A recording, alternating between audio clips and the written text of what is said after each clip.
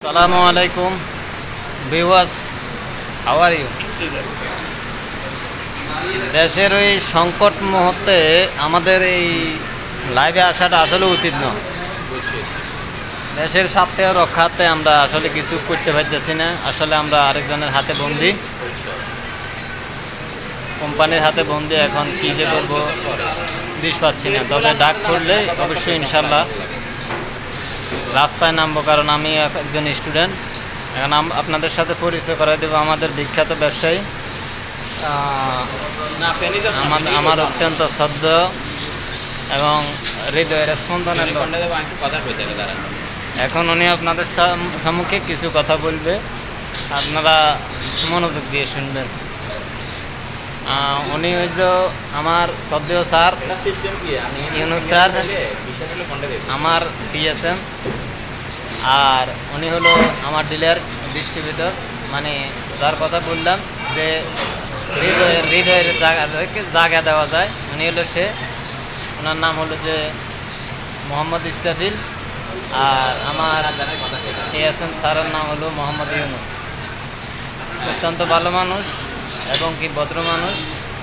আমরা এখন আমার ডিলার কাছ থেকে আপনাদের উদ্দেশ্যে কিছু বলার জন্য অনুরোধ জানাচ্ছি। ভাই বলেন।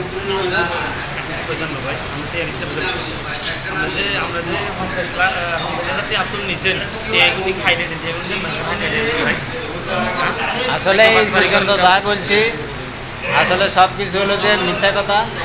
কারণ এই লোকটায় দেখেন, দর্শক দেখেন, এই লোকটায় আমার প্রায় 3 লাখ টাকা মারি দিছে।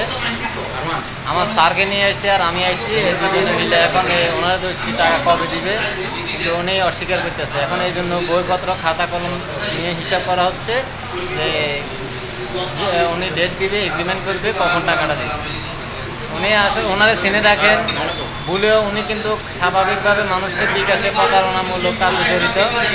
ওনারে কখনো কেউ যারা দেখবেন কখনো বিশ্বাস করবেন না। ওনার কাছে টাকা পয়সা চাইলে উনি পরিচয় দিবে উনি বিকাশের হেড অফিস থেকে ফোন দিছে, আসলে একজন প্রতারক। আপনারা ওনারে কোনো বিকাশ থেকে ফোন দিলে কোনো ধরনের ছাড় বললে তারে বলবেন আপনার সাথে সরাসরি দেখা করতে। এই ধরনের কিছু পাঠ করার কারণে আমাদের বর্তমান মানুষ একজনও বিশ্বাস করে না। উনি কমপক্ষে আমার 2 লাখ টাকা, আরও একজন পার্টি আছে তাদের 2 লাখ টাকা উনি আজকে প্রায় 1 বছর যাবত আমাদের দিচ্ছি বলে দিচ্ছে না।